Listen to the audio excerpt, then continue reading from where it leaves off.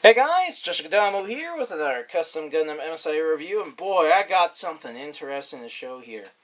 So, once upon a time I had a Desert Dom, version 2, but I wasn't entirely happy with it. It kind of had some pinkish tones to it. I made it using a watered down apple green RIT dye, because I'm all about dyeing things rather than painting them, because paint or dye doesn't scrape off like paint. Also, I don't like painting. It's meticulous and I'll do it, but begrudgingly, always.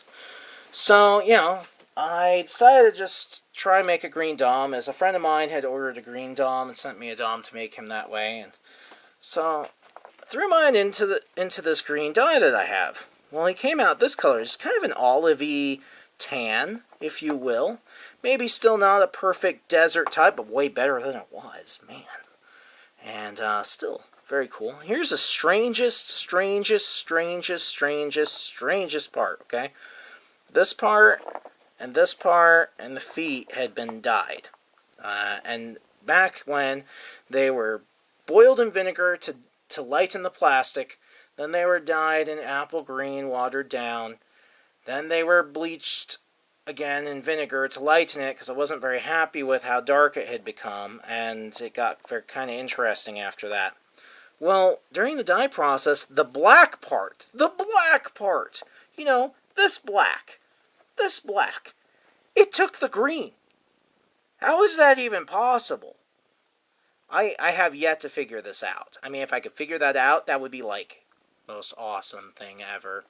I think it has something to do with, I don't know, the vinegaring over and over that this figure went through. That I know that's where its egg, what do you call this texture?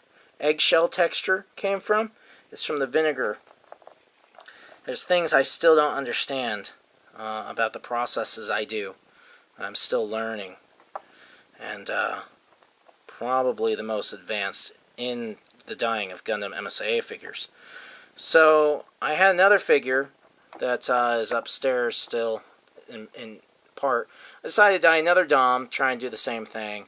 See if its black parts would take the green. They did turn a shade of green, like the black parts turned green, but then after a day they went back to black. They have a slightish greenish hue, but they're not the green that they were. That's so weird. But this is still green. Downside of this particular dye that's not RIT is that it darkens for 3 days after you make the figure. So you're like, the perfect color! You like put it all together and you're like, yay! And you come back in 3 days like, whoa! What happened? So he just got darker. In some ways that was good, though. I made this green Dom. This is the arms and legs of the figure I just mentioned. And it doesn't have that eggshell effect because it wasn't vinegared. But it was a very, very light green, and now it's just green, which is pretty cool. So, Richard Oliver Cofield, I made you a green Dom. Congratulations. We all wanted to know if it was possible. It is. So, that was a success. I'll review that later once I get it all together, but its feet didn't turn out green. Its shoulders and black armor had turned green, but they went back to what they were. So now this guy's the anomaly, because his side skirt pieces are green and the rest of him isn't. I still am trying to figure out how to make the perfect Desert Dom version 2. Why? Because I'm an animator. And animators like things to be flexible, unlike the version 1s. So I'm just going to keep working at it until I get it to succeed. Because it brings me joy, even though it's a frustrating process. So wish me luck. Well, I hope you enjoyed the review, The Mysteries of Dyeing.